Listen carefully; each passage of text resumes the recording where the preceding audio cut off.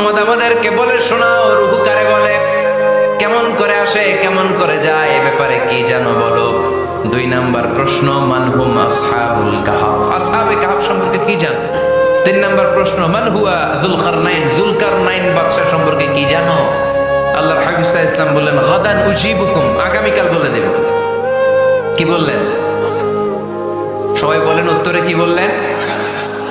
আগামীকাল বলে দেব। তো আগামীকাল সবাই এসে হাজির। বলো, 3টা প্রশ্ন রেখেছিলাম গতকাল, উত্তর বলো।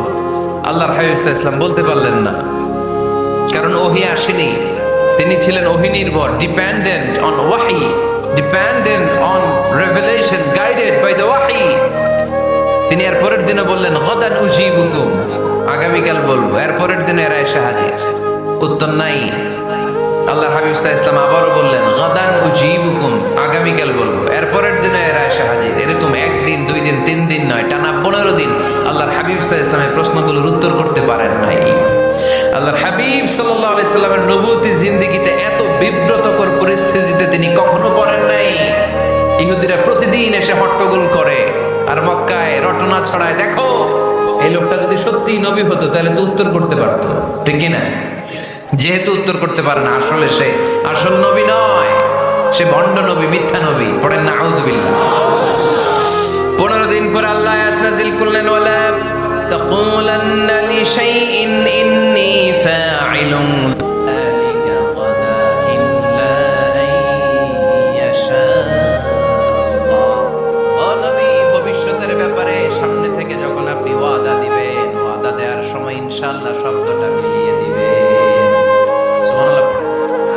আল্লাহর হাবিব সাল্লাল্লাহু আলাইহি সাল্লামকে শেখানোর মধ্য দিয়ে গোটা উম্মাহকে আল্লাহ শিখাই দিলেন যে ভবিষ্যতের কমিটমেন্ট যখন দিব, প্রমিস যখন দিব, প্রমিস দেওয়ার সময় কি বলবো? কি বলবো? আল্লাহর হাবিব সাল্লাল্লাহু আলাইহি সাল্লাম ইনশাআল্লাহ বলতে ভুলে গিয়েছিলেন। এজন্য 15 দিন টানা 15 দিন ওহী আসে নাই। আল্লাহর হাবিব সাল্লাল্লাহু আলাইহি সাল্লাম একবার মসজিদে নববীতে ঢুকলেন, ঢুকেই দেখলেন সাহাবারা কথা বলছে। এক সাহাবী বললেন, আমার কাছে তো সবচেয়ে অবাক লাগে যে আল্লাহ তাআলা সর্বপ্রথম যে মানুষকে বানালেন ওনার নাম কি?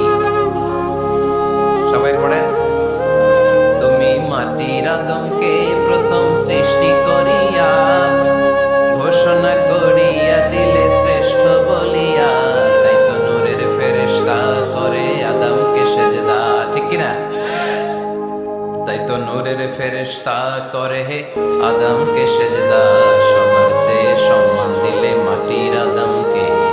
আল্লাহু আল্লাহু তুমি জাল্লে জালালুহু, শেষ করা তো যায় না গে তোমার গুণগান। আল্লাহু আল্লাহু, সুবহানাল্লাহ পড়েন।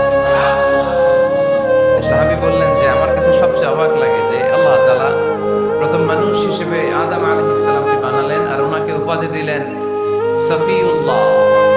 আদম আলাইহিস সালামের উপাধি উত্তর দিতে হবে আওয়াজ করে। আদম আলাইহিস সালামের উপাধি কি ছিল? আল্লাহর হাবিব সাল্লাল্লাহু আলাইহি ওয়াসাল্লাম দূরে দাঁড়িয়ে শুনছেন সাহাবাদের কনভারসেশন। আরেক সাহাবা বললেন, আরে আমার কাছে তো এর চেয়ে বেশি অবাক লাগে যে তিনি মূসা আলাইহিস সালামকে বানিয়েছেন নাজিউল্লাহ। নাজিউল্লাহ, যে আল্লাহর সাথে নাজা ইউনাজি, মুনাজাত করে, গোপনে কথা বলে, কালিমুল্লাহ। এটা অবাক লাগে যে আল্লাহ তাআলা কোনো মিডিয়া ছাড়া, বায়া ছাড়া, মাধ্যম ছাড়া পৃথিবীর একটা মানুষের সাথে সরাসরি কথা বলবেন। আমার কাছে তো ওনার মর্যাদার সবচেয়ে বড় মর্যাদা মনে হয়, উনি নাজিউল্লাহ। আরেক সাহাবা বললেন, আমার কাছে তো এর চেয়ে বেশি অবাক লাগে সাইয়েদনা ইব্রাহিম আলাইহিস সালামের ব্যাপারটা, কারণ ওনাকে আল্লাহ তাআলা বানিয়েছেন খলিলুল্লাহ। তাহলে একজনকে পাওয়া গেল সফিউল্লাহ, আরেক নবীকে পাওয়া গেল কালিমুল্লাহ বা নাজিউল্লাহ, আরেক নবীকে পাওয়া গেল খলিলুল্লাহ।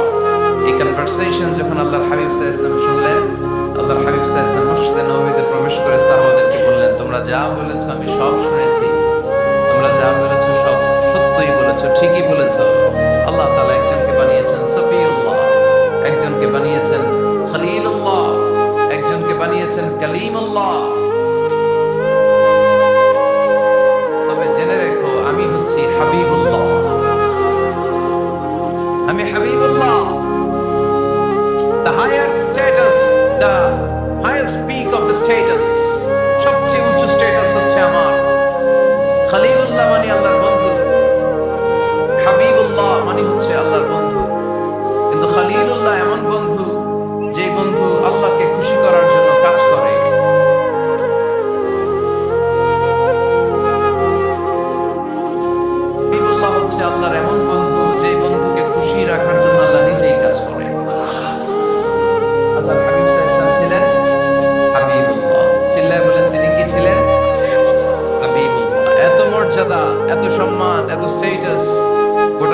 দ্বিতীয় কারো আছে? আল্লাহর হাবিব সাল্লাল্লাহু আলাইহি ইসলামের নুরানি চেহারার মতো চেহারা পৃথিবীর অন্য কারো আছে? কোন দিক দিয়ে আল্লাহর হাবিবের সাথে কোনো মানুষের কোনো ধরনের কম্পারিজন, তুলনা চলতে পারে না। whether it's the fitness, whether it's the skin color, whether it's the sound, whether it's the status, is out of any kind of comparison. তিনি সব ধরনের তুলনার ঊর্ধ্বে।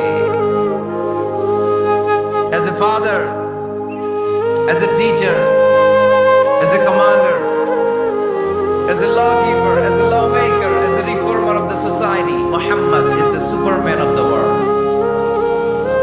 সুবহানাল্লাহ পড়তে পারলেন না? স্বামী হিসেবে, বাবা হিসেবে, নেতা হিসেবে, সমাজ সংস্কারক হিসেবে, নবী হিসেবে আল্লাহ রাসূল সাল্লাল্লাহু আলাইহি ওয়াসাল্লাম হচ্ছেন এই পৃথিবীর একজন সুপারম্যান। আল্লাহু আকবার। যার উপর একবার দরুদ পড়লে 10টি রহমত নাযিল করে কে? 10টি গুনাহ মাফ করে কে? যিনি দরুদ পড়লো তার স্ট্যাটাসকে 10 গুণ বাড়িয়ে দেয় কে? ওই হাবিব সাল্লাল্লাহু আলাইহি ওয়াসাল্লামের উম্মত হতে পেরে আমরা খুশি না বেজার? আমরা আল্লাহর রাসূল সাল্লাল্লাহু আলাইহি ওয়াসাল্লামকে আজকে জানার চেষ্টা করব কোরআনের আলোকে, ইনশাআল্লাহ। পড়ে আল্লাহর হাবিব সাল্লাল্লাহু আলাইহি ওয়াসাল্লাম এতটাই মর্যাদার অধিকারী, ওনার স্ট্যাটাস এত হাই, উনি যদি ওনার মুখ দিয়ে কখনো বলেছেন ইয়েস, ওটা শরীয়তেও ইয়েস। উনি যদি মুখ ফসকে কখনো বলেছেন নো, মানে না, এটা শরীয়তেও না। তার মানে উনি হ্যাঁ বললে এটা হালাল হয়ে যায়, উনি না বললে এটা হারাম হয়ে যায়। উনি আঙ্গুল তুললে চাঁদ ভেঙে 2 ভাগ হয়ে যায়। উনি জমিন থেকে পা উপরে উঠালে আল্লাহর আরশের দিকে মেরাজে চলে যায়। উনি এমন নবী, উনারে বাদ দিলে ইসলাম থাকে না, থাকে?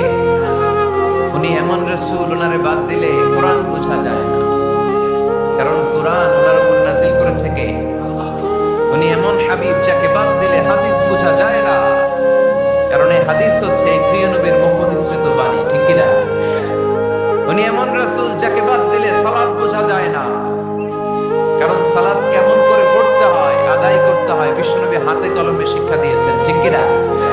এক সাহাবী সালাত পড়ছিলেন, সালাত পড়ে আল্লাহর হাবিব সাল্লাল্লাহু আলাইহি ওয়াসাল্লামের কাছে আসলেন।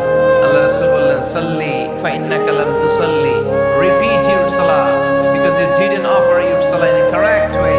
আবার নামাজ পড়া হয়নি। সাহাবী যে আবার পড়লেন, আবার আসলেন, আল্লাহর হাবিব বললেন আবার পড়া হয় নাই। সাহাবী পরে আসলেন, আল্লাহর হাবিব বললেন সাল্লি ফা ইন্নাকা লাম তুসাল্লি, আবার নামাজ পড়া হয় নাই। এবার সাহাবী এসে কেঁদে দিলেন, এসে বললেন ইয়া রাসূলুল্লাহ, এর চেয়ে ভালো তো আমি পড়তে পারি না। আল্লাহর হাবিব জড়িয়ে ধরলেন আর বললেন আসো শিখিয়ে দেই কেমন করে সালাত পড়বে। সালাতে কোনো তাড়াহুড়ো করবে না। রুকুতে যখন যাবে তোমার পিঠটা হবে স্ট্রেইট ফরওয়ার্ড, স্ট্রেইট ফরওয়ার্ড। রুকু থেকে সোজা হয়ে দাঁড়াবে, 2 সিজদার মাঝখানে সোজা হয়ে বসবে। সিজদায় যখন যাবে রিল্যাক্স করবে। সালাতে কি করতে হয়? রিল্যাক্স। আমার সাথে সাথে সবাই আওয়াজ করে পড়েন রিল্যাক্স। সালাতে রিল্যাক্স করবে না, তাড়াহুড়ো করতে পারবেন না। আল্লাহর হাবিব সাল্লাল্লাহু আলাইহি ওয়াসাল্লাম শিখালেন কিভাবে সালাত পড়তে হয়। তার মানে এই নবীরে বাদ দিলে সালাত বোঝা যায়, এই নবীকে বাদ দিলে সিয়াম বোঝা যায় না। সিয়াম কেমন করে পালন করতে হয় এই নবী শিখিয়েছেন। এই নবীকে বাদ দিলে হজ বোঝা যায় না, কারণ এই হাবিব বলেছেন খুযু আন্নী মানাসিকাকুম, কেমন করে হজ করতে হয় আমার কাছ থেকে শিখে নাও। এই নবী এমন নবী, এই নবীরে বাদ দিলে জান্নাতে যাওয়া যায় না, ঠিক কি না? এজন্য এই হাবিবরে বাদ দেয়া যাবে? আল্লাহর হাবিবের চাইতে শ্রেষ্ঠ কাউরে পাওয়া যাবে? আমার নবীর চাইতে বিশ্বস্ত কেউ আছে?